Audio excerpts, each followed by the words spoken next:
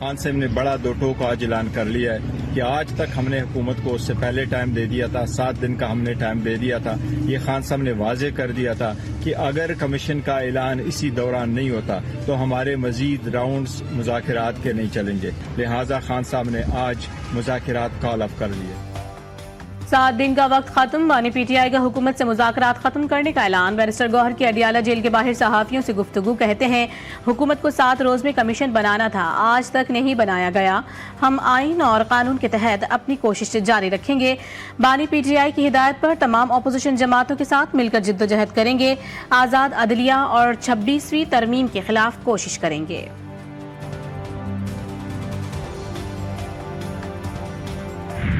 مذاکرات کا یہ عمل ان کی پیش رفت پہ شروع ہوا تھا. ہم تو 28 دن کی تاریخ دے چکے ہیں اسپیکر صاحب کو کہ جی آپ اجلاس بلائیں.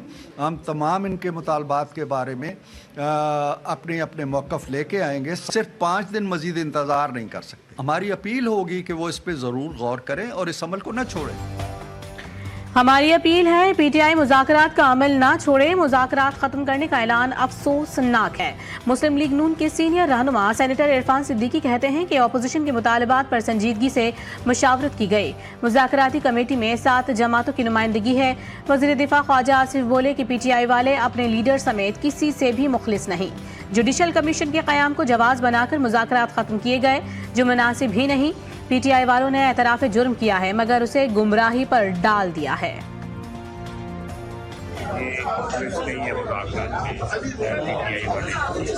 یہ کسی بات میں بھی مخلص نہیں.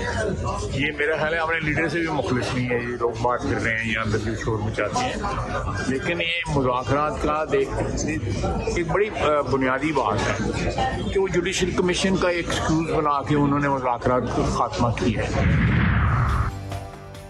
پہلے ہی بتا دیا تھا حکومت اور پی ٹی آئی کے مذاکرات ختم ہو جائیں گے. یہ مذاکرات صرف مذاق تھے. حکومت اور پی ٹی آئی کا ہدف ایک تھا، بانی جیل میں رہیں. فیصل وابڈا کا ٹویٹ لکھا، نون لیگ حکومت کی ضمانتی پی ٹی آئی ہے، ان کے ٹرمپ کارڈ کی ہوا نکل گئی، سب ایک سمجھوتے کے تحت ہو رہا ہے. I move that the bill further to amend the Prevention of Electronic Crimes Act 2016, the Prevention of Electronic Crimes Amendment Bill 2025 be passed. Crimes Amendment Bill 2025 be passed. All those in favor of it may say aye. All those against it may say no. I think ayes have it. Motion is adopted and consequently the bill is passed. صحافیوں کا احتجاج بیکار. حکومت کا بڑا اقدام. پیکا act ترمیمی بل 2025 قومی assembly سے منظور. وفاقی وزیر رانا تنویر نے بل پیش کیا. بل کے خلاف صحافیوں کا پریس گیلری سے واک آؤٹ. حکومت کی کسی بھی اتحادی جماعت نے بل کی مخالفت نہیں کی. اپوزیشن کی جانب سے بل پیش کیے جانے سے قبل ہی واک آؤٹ کیا جا چکا تھا. حکومت نے پی ای سی اے قانون میں متعدد ترامیم تجویز کی ہیں. مقصد غیر قانونی آن لائن مواد کو ریگولیٹ کرنا ہے. جعلی یا غلط معلومات پھیلانے جیسے جرائم کے لیے سزاؤں میں اضافہ کرنا.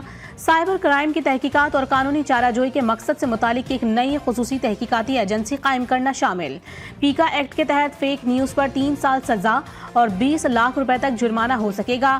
وفاقی وزیر اطلاعات نے بل کو صحافیوں کے تحفظ کی جانب اہم قدم قرار دے دیا.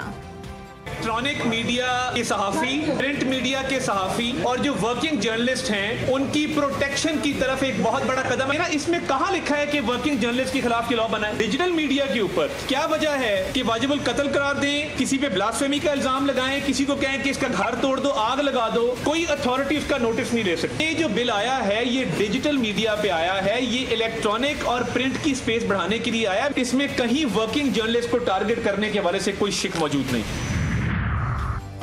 صحافتی تنظیموں کی جوائنٹ ایکشن کمیٹی نے پیکا ایکٹ میں ترامیم کو مسترد کر دیا. جوائنٹ ایکشن کمیٹی میں P F U J, C P N E اور پی بی اے شامل. اعلامیے میں جوائنٹ ایکشن کمیٹی نے کہا ہے کہ حکومت نے صحافتی تنظیموں سے کوئی مشاورت نہیں کی. حکومت نے ترمیم سے قبل کوئی ڈرافٹ شیئر نہیں کیا. صحافتی تنظیموں سے مشاورت کے بغیر حکومت پیکا ایکٹ میں ترمیم کا بل پاس نہ کرے. پی ایف یو جے کے صدر کہتے ہیں کہ بل کے خلاف ملک گیر احتجاج کا فیصلہ کر لیا ہے.